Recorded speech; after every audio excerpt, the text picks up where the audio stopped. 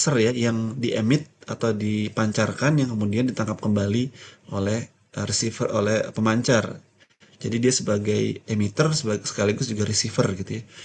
Di dalam LiDAR itu eh, selalu begitu ya, dan ini kemudian membuat kenapa LiDAR kemudian INSAR ya atau SAR itu disebut sebagai penginderaan jauh sensor aktif karena mereka mengemit atau mengeluarkan suatu gelombang yang ditangkap kembali ya oleh yang mengeluarkan gelombang tersebut. Sebetulnya itu membuat sensornya menjadi aktif. Beda kalau kita punya sensor pasif ya, di mana sebetulnya sensor ini menangkap sumber gelombang yang berasal dari misalnya matahari ya, berasal dari objek yang lain. Jadi itu salah satu data geospasial ya yang bisa kita ambil atau bisa kita petakan ya di dalam model 3D.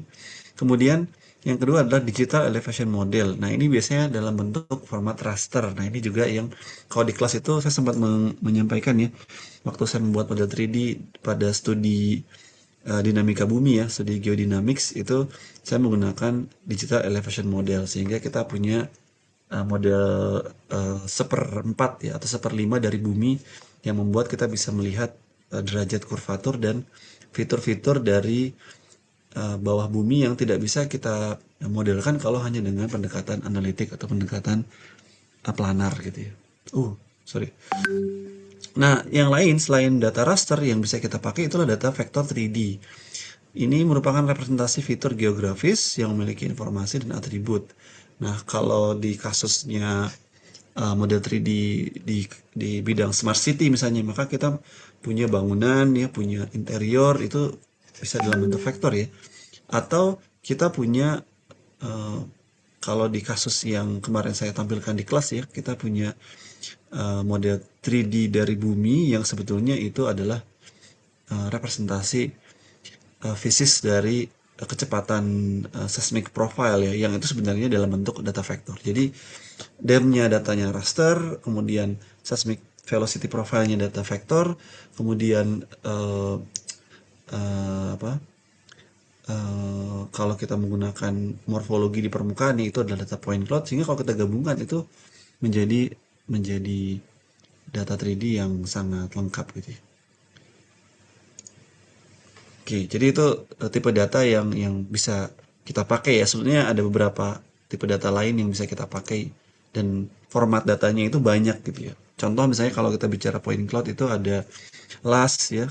eh, eh, Juga kalau kita punya point cloud bisa dalam bentuk SCZ ya atau ASCII gitu. Kemudian kalau kita punya data raster kita punya format GeoTIFF dan beberapa format yang biasanya dalam bentuk vektor itu formatnya adalah format shapefile atau geopackage yang biasanya kalau teman-teman menggunakan QGIS atau ArcGIS itu bisa dipakai langsung untuk memberikan aspek spasial ya, apakah misalnya batas atau kita ingin menampilkan distribusi apa eh, banyaknya penduduk ya, kemudian distribusi dari eh, kepadatan transportasi dan sebagainya itu sebenarnya dalam bentuk vektor.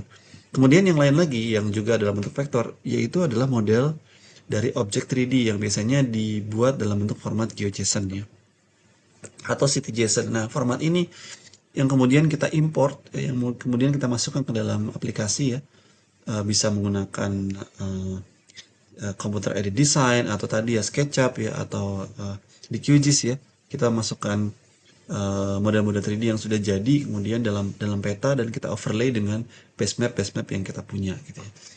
Jadi banyak sekali ya format data 3D lain ya. Ini ada beberapa dan nanti teman-teman akan mengelaborasinya saat praktek ya.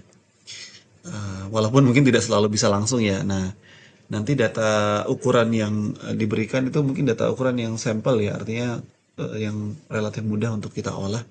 Kemudian teman-teman akan menambahkan beberapa fitur yang lain yang digambar menggunakan SketchUp. Nah, mungkin nanti detailnya oleh Karisma dan Sakif ya.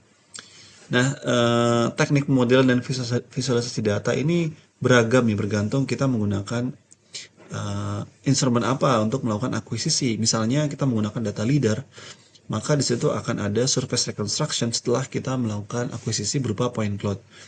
Jadi ada filtering point cloud dulu, kemudian kita memberikan mesh, baru kemudian kita membentuk surface dari mesh tersebut ya.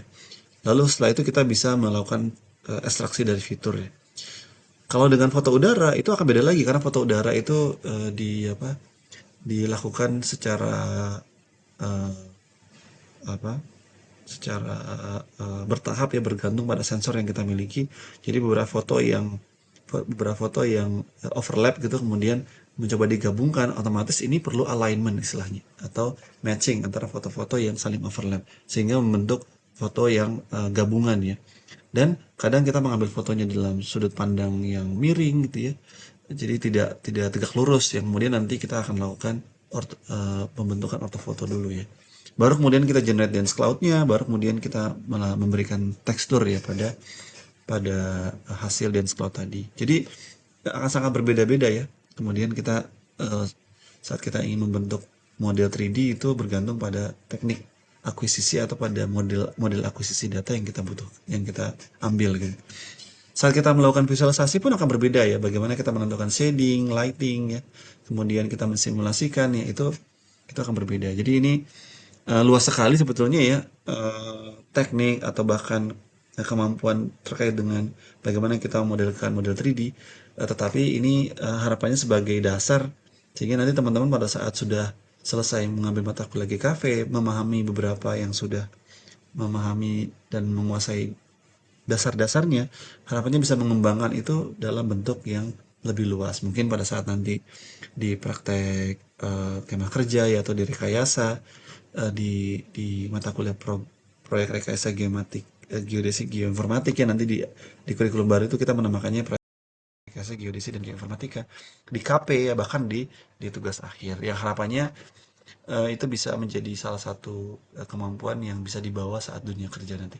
Nah, termasuk seandainya teman-teman mau magang ya, itu sudah punya bekal untuk bisa melakukan model 3D dan memvisualisasikannya pada suatu perangkat lunak. Oke, tadi saya udah cerita banyak ya tentang aplikasi. Jadi ini aplikasinya tentu saja kalau yang mau gratis ya, yang pilihlah yang open source ya, seperti QGIS. Walaupun mungkin beberapa fitur di Artist Pro itu sangat memudahkan ya. Nah, tetapi ini hanya beda beda cara memandang bagaimana kita menggunakan perangkatnya. Kalau teman-teman ingin terbiasa dengan open source ya, berupaya untuk melakukannya dengan cara yang lebih sophisticated ya, karena tidak sekedar ada GUI kemudian kita pakai GUI atau fitur yang ada di aplikasi di Artist Pro, tapi kalau di QGIS kadang kita harus mendevelop sekalian gitu ya. Jadi ini bergantung teman-teman ingin mengambil challenge yang mana gitu ya. Kemudian aplikasi 3D modeling itu banyak sekali sebetulnya, baik yang open source maupun yang berbayar ya. Kayak SketchUp ini harusnya berbayar sih kalau pakai software. Jadi eh, kalau memungkinkan bisa pakai yang open source ini sangat sangat saya endorse lah ya untuk bisa menggunakan yang open source ya. CP3D juga bayar gitu ya. Jadi mungkin ya kita carilah ya bentuk-bentuk pemodelan 3D yang bisa tidak tidak tidak apa tidak harus berbayar, tidak harus berlangganan ya. Sehingga kalau teman-teman nanti mau melakukan apa misalnya membuat startup ya itu akan mudah dan tidak perlu banyak modal gitu. Oke, pada praktikum GKV kali ini nanti teman-teman akan mencoba latihan menggunakan model 3D menggunakan SketchUp ya. Ya, ini berbasis web, tapi mungkin nanti saya nggak tahu jadinya mau pakai web atau mau pakai desktop base ini. Nanti saya serahkan ke teman-teman asisten sih. Nah, kalau emang ternyata memungkinkan masih menggunakan SketchUp di web base ya itu akan memudahkan. Tapi kalaupun ternyata tidak memungkinkan ada fitur yang nggak ada, terus harus pakai ini juga silakan ya. Prosesnya ini lumayan eh, ya perlu perlu terbiasa ya nanti bahkan biasanya pada saat ujian itu teman-teman diminta untuk membuat model 3D ya biasanya. Ini yang desktop dan waktu di praktikum ya, waktu di kelas teori kan kita sempat mendiskusikan bagaimana sistem koordinat ya yang berlaku di global itu kemudian tetap perlu didefinisikan atau perlu diidentifikasi dengan objek-objek yang lain. Nah, ini salah satu contohnya. Misalnya kita punya objek 3D ya. Ini objek 3D-nya sih manusia. Nah, misalnya objek 3D-nya ini ya. Bagaimana kita menempatkan objek 3D bangunan itu pada suatu posisi yang real ya. Atau yang kemudian disebut sebagai geolocation. Nanti kita akan menempatkan itu dan menempatkan objek-objek lain yang sudah dipetakan atau sudah dibuat model 3D-nya. Sehingga kita membentuk suatu ekosistem smart city. Contohnya gitu. Itu menarik sih sebenarnya. Nah, Tapi kita sekarang memang masih di dasar ya, jadi teman-teman masih mencoba membuat model 3D-nya.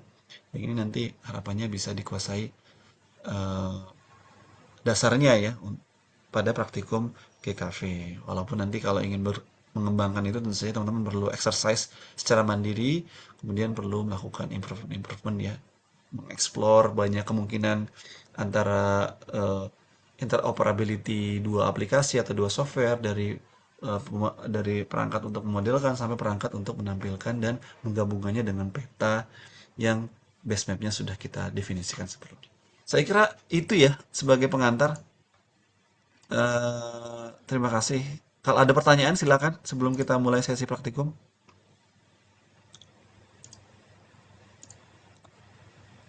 Pengantarnya seperti itu ya. Ada pertanyaan kira-kira? Nah, kalau tidak ada, kita cukupkan sesi pengantarnya. Ini saya untuk mendemokan menggunakan SketchUp dan juga contoh ya membentuk model 3D yang sederhana.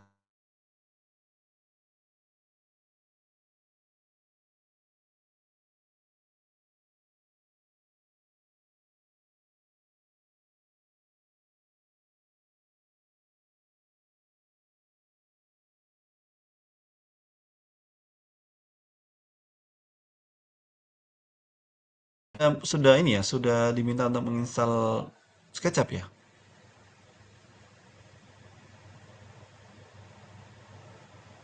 Untuk tahun kemarin kemarin 2020.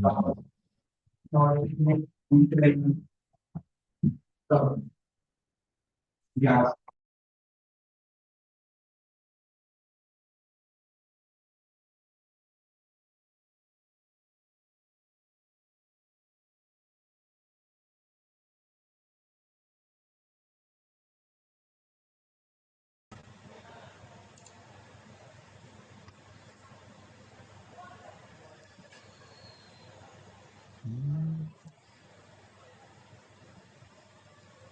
Halo?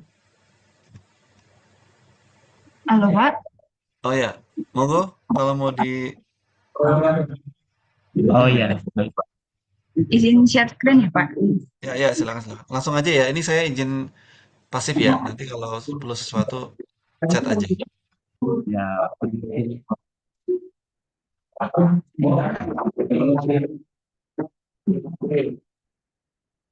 Udah kelihatan belum ya teman-teman? Udah, Mbak. Oke, di sini aku sama Sakif mau jelasin buat tugas di M8 ini soal pendahuluan di SketchUp. Nah, teman-teman bisa buka SketchUp-nya yang satuannya meter ya. Di sini aku udah buka, kebetulan udah buka. Pokoknya teman-teman bukanya yang satuannya meter.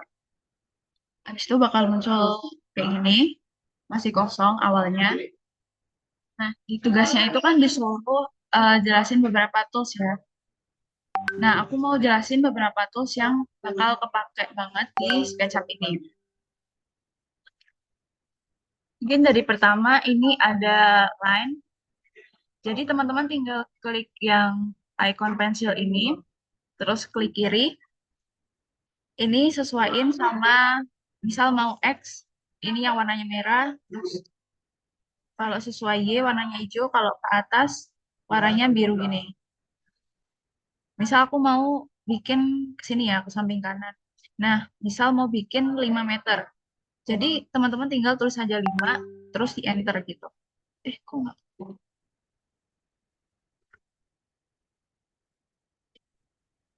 Udah inget? Eh,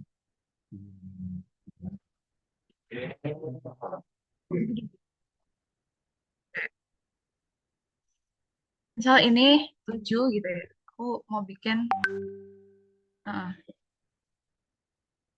terus ini 5 gini.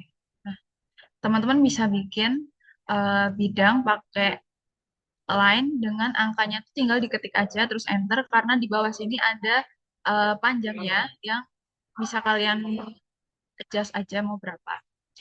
Terus di sini selain line juga ada pilihan juga. Nanti teman-teman bisa explore ya. Pilihan tuh buat gambar-gambar aja gitu. Terus lanjut di sini ada busur. Busur ini buat bikin setengah lingkaran atau satu lingkaran gitu bisa. Tapi nggak terlalu pakai sih. Ya kalau teman-teman pakai juga bisa. Di sini busur juga ada beberapa kayak point art, terus three point art sama pie. Nanti teman-teman bisa explore sendiri ya buat busur ini. Nah, selain line, yang bakal kepake banget itu juga yang rectangle ini. Jadi tinggal ini klik kiri, terus teman-teman bisa ketik dimensinya mau berapa, misal 5, 5 kali 7 gitu ya. Jadi nulisnya 5 titik koma 7 gitu. Terus enter aja.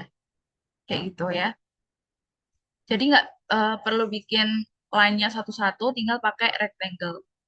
Di sini juga ada rotated rectangle, ada circle juga. Dia bedanya sama yang busur nih lebih rapih aja si lingkarannya. Terus ada poligon juga. Ini segi 6, sudah segi 6.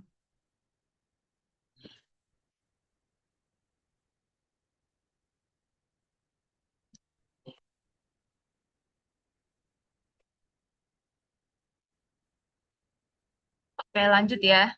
Di sini ada push or pull. Nah, ini buat bikin bidangnya ini jadi 3 dimensi. Jadi teman-teman tinggal klik di satu bidangnya itu, terus tarik ke atas atau tarik ke bawah gitu ya. Sesuai yang teman-teman pengenin. Distance-nya ada di bawah ini ya, ada distance. Jadi tinggal klik aja, misal mau bikin 3 meter, tinggal klik 3. Dan jadi bidang 3 dimensi. Kayak. Habis itu ada lanjut ke offset. Offset ini buat bikin kayak salinan salinan apa bidang gitu di tengahnya. Teman-teman nggak perlu bikin bidang lagi, tinggal pakai offset aja udah pasti ukurannya eh rasionya tuh. Terus ada move. Ini buat geser si bidangnya ini. Jadi tinggal diklik terus tinggal digeser aja. Tapi si move ini juga bisa buat ngopi. Jadi teman-teman tinggal klik CTRL. Nah, muncul kan tanda plusnya itu. Jadi tinggal diklik terus bakal muncul kopiannya gitu. Jadi teman-teman nggak perlu bikin 2 kali, tinggal di eh, apa pakai CTRL terus di copy gitu. Lanjut ada rotate. Rotate ini buat muter-muterin ya. Nggak terlalu kelihatan sih. Jadi klik 2 kali gini, nah dia bakal keputar sesuai yang teman-teman pengen. Si rotate ini juga bisa copy kayak tadi, tinggal klik CTRL, terus gini. Nah, tapi dia konsepnya nggak bisa moving kayak tadi. Jadi dia kayak eh, 2 bidang yang numpuk aja gitu. Gitu jadinya. Oke. Terus ada scale. Ini buat scale up atau ngecilin si bidangnya. Habis itu ada flip. Di sini bisa flip X, Y, atau Z-nya. Tinggal pencet aja. Tinggal pencet sesuai warnanya aja. Nah, ada merah, ada hijau. Lanjut ke tab measure tool. Ini buat mengukur panjangnya. Jadi tinggal dari titik ke titik itu klik aja. Nah, ada tulisannya 5 meter kan. Tapi itu langsung hilang. Nah, kalau teman-teman pengen kelihatan angkanya gitu bisa pakai yang tools dimension. Oh ya, buat nambah tools ini teman-teman bisa ini ya, klik yang bagian kosong ini, klik kanan. Terus pakai yang large tool set, terus views sama getting started. Ini buat awal udah cukup sih. Di large tool set ini kan ada dimension ya. Nah, tinggal klik titik ke titik, terus gini nih, ditarik aja. Nah, bakal kelihatan angkanya. Jadi teman-teman nggak lupa gitu, bisa kelihatan gitu. Itu yang dimension. Habis itu lanjut ke paint bucket. Ini buat material.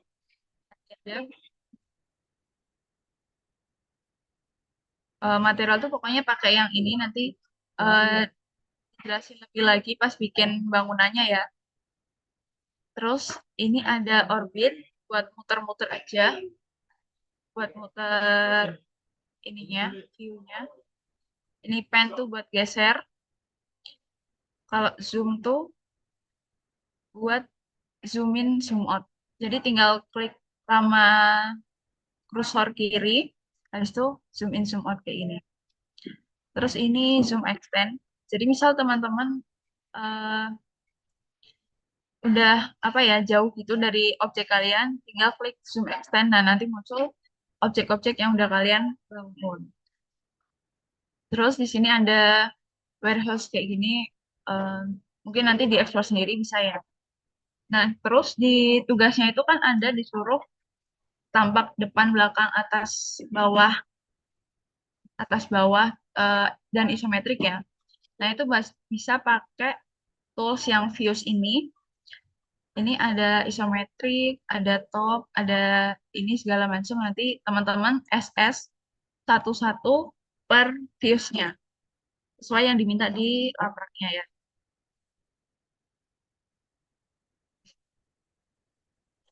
Itu sih buat tools-tools yang kepake banget. Kalau buat tools yang buat rumahnya bisa pakai tools ini nih. Ada namanya 1001 bit tools. Jadi teman-teman pergi ke Chrome, nggak kelihatan ya. Pokoknya ke Chrome ini, terus nanti ketik aja 1001 bit tools. 1001 bit tools di Chrome-nya. Habis itu tinggal diinstal. Nanti masukin ke sini.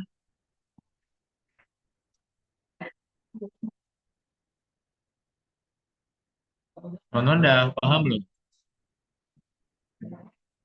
Oh ya, ini teman-teman kalau mau record boleh ya record depan diri aja, biar kalau mau ditonton lagi masih bisa.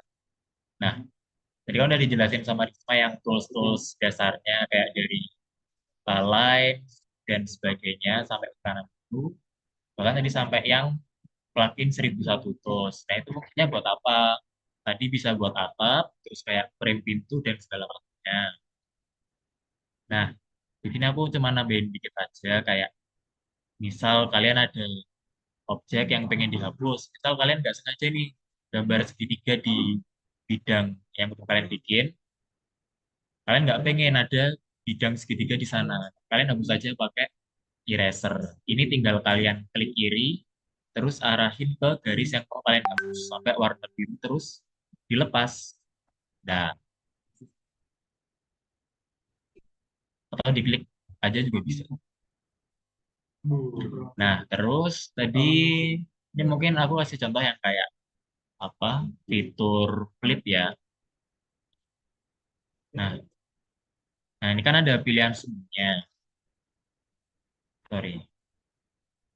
Nah, teman-teman bisa aja klik kayak di objek yang mau teman-teman flip, klik dulu flipnya, set, terus teman-teman kayak yang tadi disampaikan Karisma, kayak ngeflipnya mau berdasarkan sumber merah, hijau, atau biru. Nah, kalau merah itu dia horizontal dan yang horizontal kanan kiri, dan kalau yang apa namanya hijau itu dia horizontal atas. Kalau yang biru dia itu vertikal. Misal kita mau flip, ini karena objeknya simetris ya, jadi nggak terlalu kelihatan. Nah, ini teman-teman juga bisa ngeflip dari bidang yang mau teman-teman jadiin buat apa, bidang pembalik juga bisa. Terus kayak mau nge-move objek, misal dari yang ini tadi yang circle dari apa, busur, nah itu teman-teman mau tempelin sama bidang yang kotak ini. Ini teman-teman bisa klik aja kayak dari poinnya, poin objek di busurnya di move, terus ditempelin ke poin si bidang rumahnya. Nah, ntar jadinya kayak gitu. gitu. Ini kalau di push jadinya set. Nah, dia kepotong sesuai belahan bidangnya. Tuh. Nah, terus mungkin kita sedikit coba buat bikin atap ya. Jadi atap itu kalian klik aja.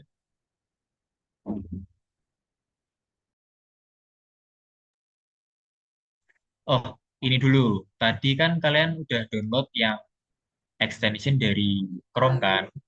Nah, itu kalian maksudnya tinggal gini aja. Extension, terus extension manager. Nah, kalian klik install extension. Ini kelihatan. Terus pilih nih 1001 bit freeware. Terus di open. Dah, nanti akan muncul 1001 bit tools. Kelihatan kan? Ya. Dah, kalau udah, nanti akan muncul ini nih. Ini deretan ini yang dari kiri ini, dari draw a point lala sampai automatically create the proof from a face. Kalau nggak muncul gimana? Kalian tinggal klik kanan toolbar atas, terus ini nih di checklist yang 1001 bit tools. Nah, kemudian coba kita bikin atapnya. Atapnya kita tinggal klik objek atau bidang yang mau kalian bikin sebagai atap, terus kalian klik ini nih dari 1001 tools-nya itu ada automatically create the proof from a face.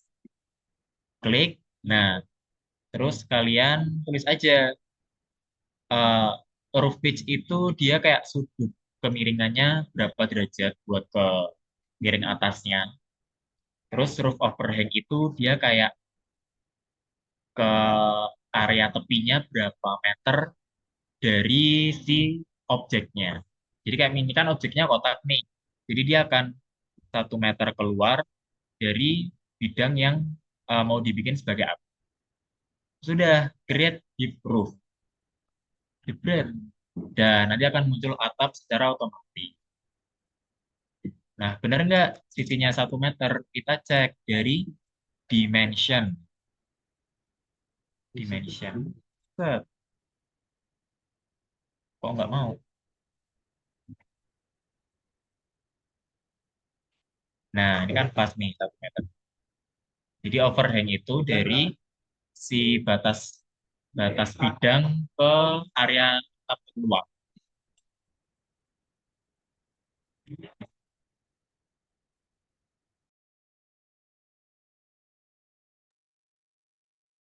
Terus kita ada pintu.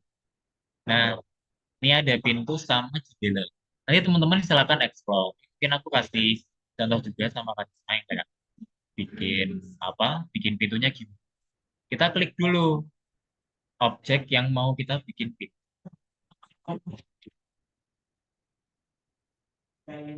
Nah, misal kita gambar nih pintunya di mana. Aku mau pintunya di tengah. Tingginya cukup 2 meter, terus ke kanan 1,5 gitu ya. Nah, kalian kalau nulisin 1,5 itu pakai 1 titik ya, 1,5 gitu. Sebagai tanda koma. Terus kalian pasin aja. Nah, ini kan udah nih kebentuk pintu nih. Bentuk pintu, kalian klik lagi si 1001 tulisnya yang bagian door frame. Nah, ini kan udah aktif ya, bidangnya udah ke select yang pintunya yang akan digunakan menjadi pintu. Nah, terus kalian klik create door frame. Nah, ini sebenarnya ada legendanya teman-teman kayak W-nya tuh yang mana, D-nya. Jadi, teman-teman, untuk frame depth-nya ini kita ketebalannya itu sekitar 15 cm. Itu bisa diatur-atur. Terus kayak frame-nya mau berapa senti, berapa meter itu bisa diatur-atur juga. Nah, terus ini kita coba klik aja. Nah, ini kalau kayak front, middle, back, ini dia opsi untuk frame location-nya, kayak elevation to selected base. Jadi dia akan sebagai di depan, sebaliknya, atau yang bagian tengah. Nah, kita coba untuk yang front, create door frame. Nah, dia akan muncul nih kayak gini. Jadi dia untuk di apa namanya frame-nya dia akan timbul ke luar karena dia sebagai depan kan. Nah, coba kita kalau bikin jendela, kan kita udah ada pintu ya, kita bikin jendela. Sama caranya kita bikin si kotakannya tadi. Kalau aku cuman pengen 50 cm, karena ini satuannya meter, berarti aku akan nulisnya 0,5. 0,5 ke atas 0,5. Nah, ini tinggal di satu. Terus teman-teman klik lagi si bidang yang akan dibikin jendela tadi. Terus klik create window frame. Nah, dia konsepnya sama kayak yang pintu ya teman-teman. Jadi legendanya dan parameternya sama. Terus kita pilih aja front, middle, atau back, bebas teman-teman. Ini hanya mempengaruhi kayak peletakan si frame-nya itu akan kita create window frame. Udah deh muncul. Bedanya kalau jendela, dia nggak bolong. Nah, oh iya, sama ini. Misal, ini kan kalian udah bikin jendela. Tapi, mas aku pengen jendelanya ini bolong. Gimana caranya? Ini kita explode dulu, biar dia nggak jadi grup, ya kan? Upload, dah. Terus, ini di bagian tengah. Oh, nggak mau. Nah, jadi tengah itu kita klik dulu kan. Ya, kalau udah, terus delete aja. Kan udah bolong. Tembus kan? Nah, ini untuk menghilangkan objek. Tuh, terus guys, misal kalian pengen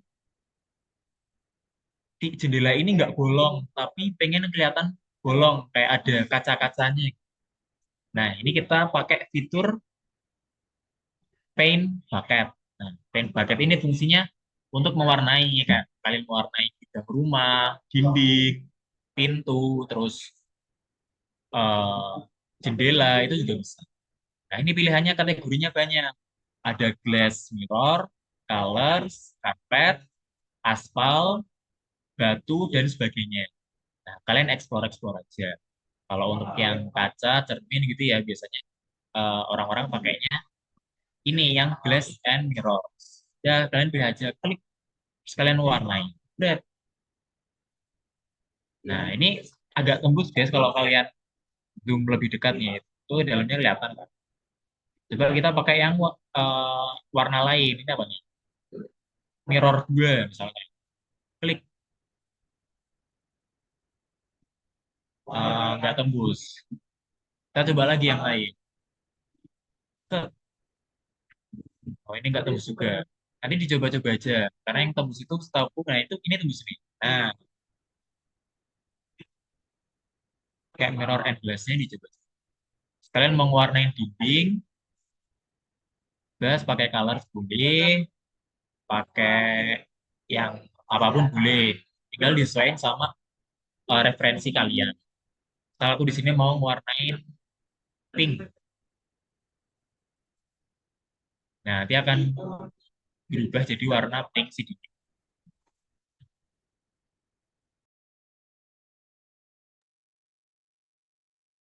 Oh iya, terus eh, misal mau mewarnai atap, dia ada bagian, ada kategori roofing. Nah, roofing dia pilihannya ada beberapa, teman-teman pakai aja yang sekiranya bagus.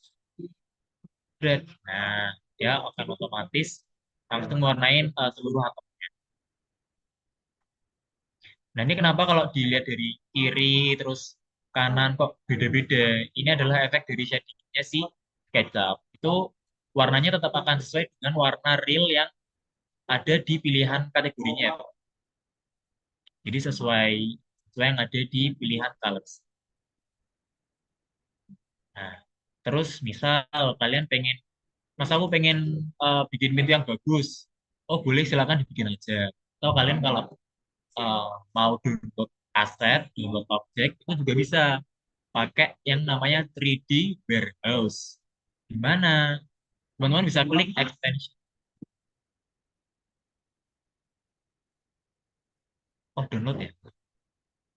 Teman-teman bisa klik extension terus warehouse, atau teman-teman download dari Chrome juga bisa.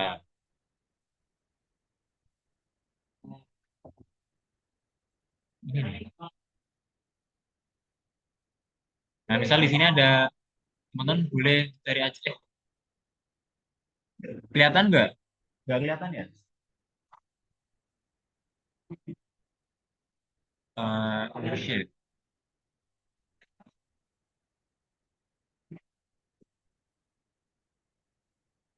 Nah, kelihatan ya. Teman-teman boleh buka aja di warehouse.sketchup.com. Terus teman-teman bisa search aja di, nah sini nih, ada pilihannya. Misal door, window, gitu-gitu ya. Nah, tinggal teman-teman download aja. Download yang SKP. Jadi nanti setelah di-download, dia akan muncul format SKP. Nah, teman-teman balik lagi ke SketchUp. Teman-teman buka apa? Buka Windows Explorer bisa, tinggal di drag and drop. Atau pakai file, terus import. Nah, ini tadi ada elevator order di import. Nah, ini kan udah muncul nih pintunya. Oh, ternyata pintunya pintu geser ya. Jadi harus disesuaikan lagi. Ini teman-teman tinggal pasin aja sesuai ukuran. Ternyata kegedean, di scale aja. Di scale, aduh nggak pas.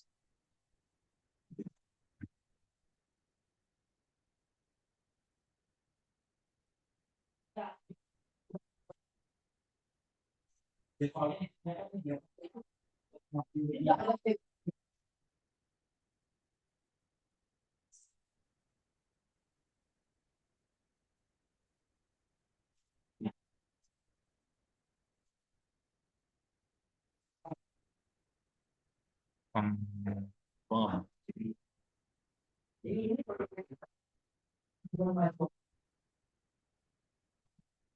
Ini kayaknya dia filenya terlalu baru dari SketchUp yang versi. Apa kenapa ya guys? Kok nggak mau di scale ya?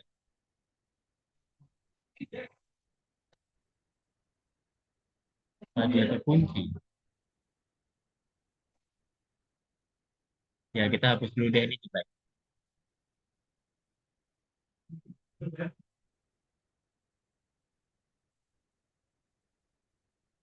Nah, coba kita masukin yang nah ini pintunya lebih bagus. Pasin aja di sesuai pojok. Di mana ini? Nah, terus di scale. Nah, terus muncul kayak gini guys. Scale, terus dipasin aja sama si frame pintunya kalian.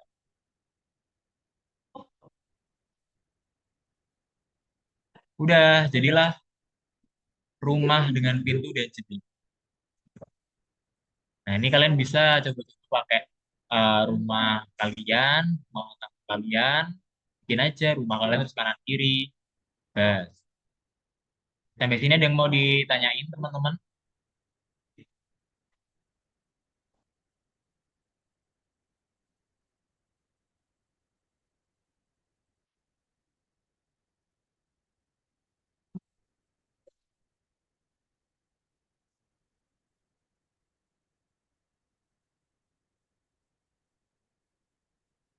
Udah paham ya? Keren. Nah, ini kan tadi kita bikin pintunya nggak simetris ya, bukan nggak simetris. Bentuknya asal ya, kayak ukuran-ukurannya. dari jarak tembok paling kiri sama yang paling kanan kan mungkin nggak sama. Kita coba cek pakai dimension lagi. Oh, ternyata ukurannya 1,74. 1,74. Ya selisih dikit lah. Jadi dia masih bisa eh, detail angkanya itu bisa diatur teman-teman berapa angka di belakang. Ya, ada yang mau ditanyain?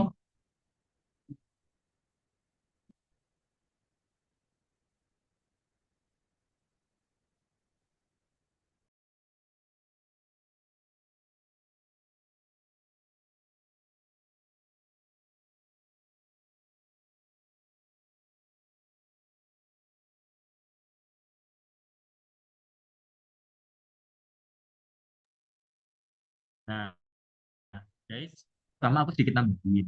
Jadi, eh, si setup ini sebetulnya bisa dikasih koordinat. Kayak misal koordinat rumah kalian di berapa koma berapa. Caranya gimana? Bisa pakai file, terus pilih add location. Cuman, guys, oh iya, eh, kalian bisa download dulu dari extension warehouse. Itu cari aja location. Terus kalian install yang ini nih, add location 2000. Nah, cara masukinnya sama kayak yang 1001 Oh nggak ding guys, dia kayaknya otomatis. Oh iya otomatis kok dia. Ya udah di add location.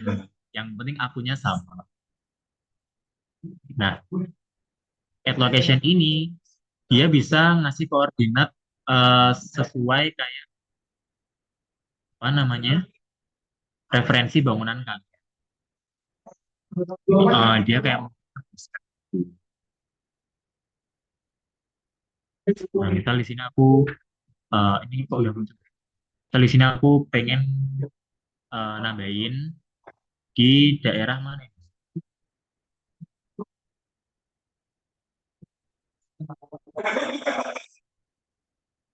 Ini aku coba pilih random dulu ya. Di daerah sini kayak kita pilih terus import site content. Cuman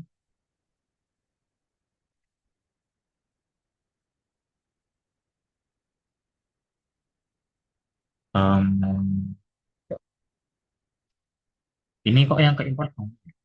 Jadi dia tuh akan muncul base map-nya guys. Tapi untuk geolocation ini dia untuk di SketchUp 2024 eh, apa namanya perlu lisensi untuk ke SketchUp Pro 2024. Jadinya kalau teman-teman coba bisa pakai yang start trial atau subscribe.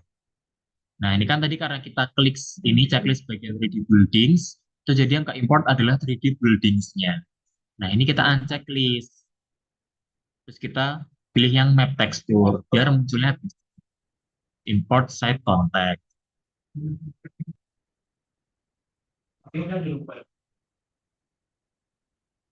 Nah, nanti guys, dia akan munculnya kayak gini nih. Nah, ini adalah eh, lokasi yang udah kalian pilih tadi. Eh,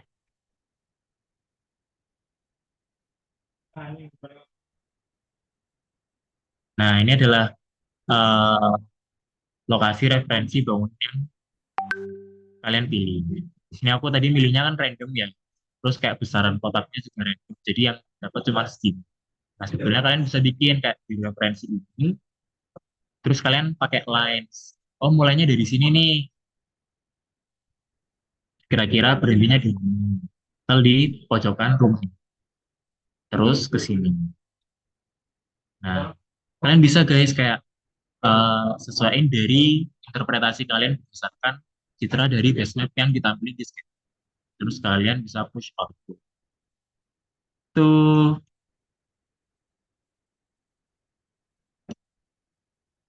ada yang mau ditanyakan sampai sini?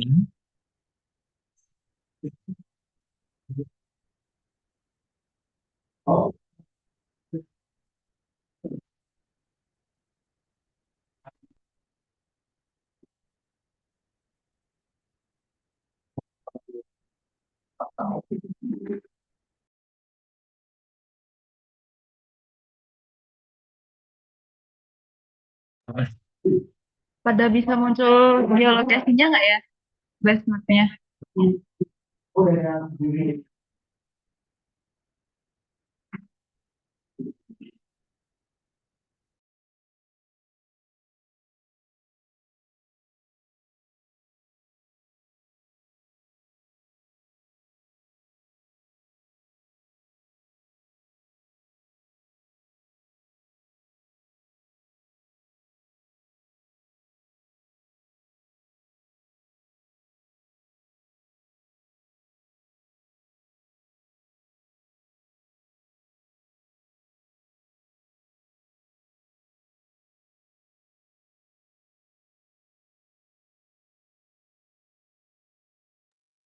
Oke, teman-teman mungkin bisa dicoba dulu ya sesuai lokasi lingkungan kalian.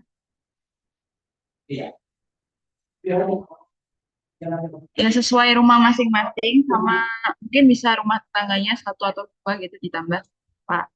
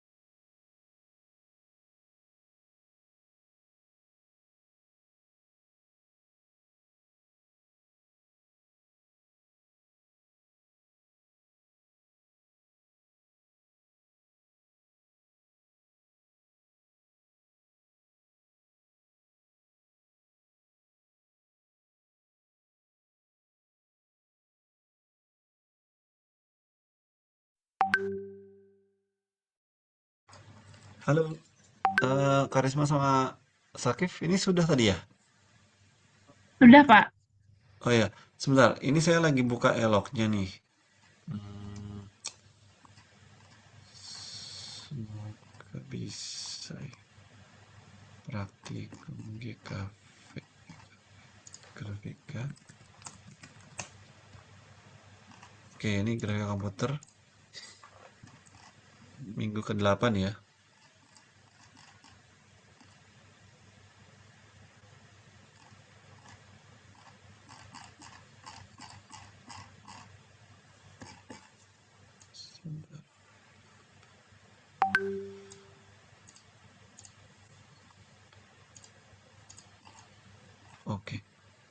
Ini saya edit.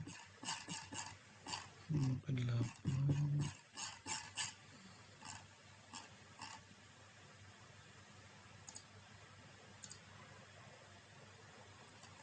Oke.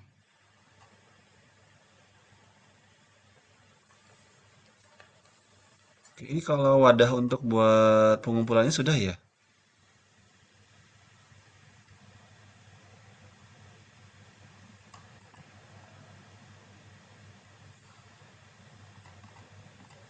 Ya, sementara sih. Coba dicek ya.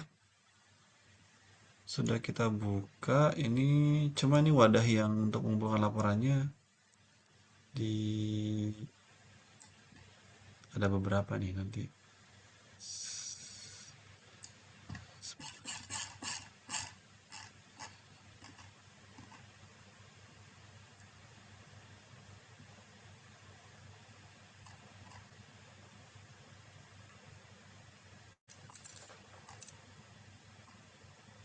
Ya, sudah saya buka ya.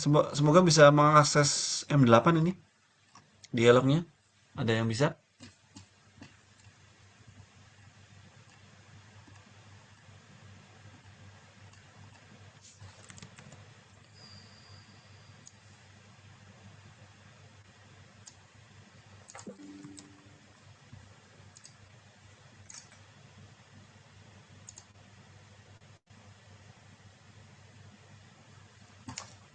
Sudah bisa belum? Ini kelas berapa ya ini? Kelas GKVB ya.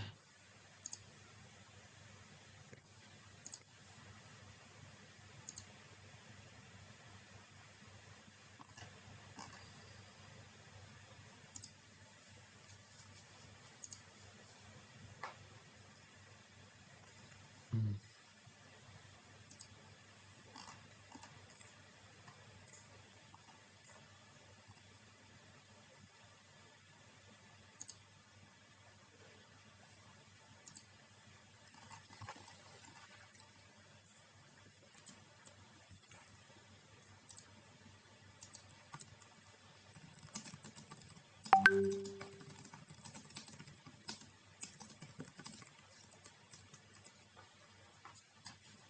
Oke. Ada tambahan lagi mungkin? Jadi eloknya sudah saya buka ya. Jadi teman-teman silakan di situ ada video tutorial singkat mengenai SketchUp. Terus kemudian nanti untuk praktek dan laporannya akan diinfokan ya, dikumpulkan di sisi yang mana. Ada tambahan lagi mungkin dari Karisma sama Sakif?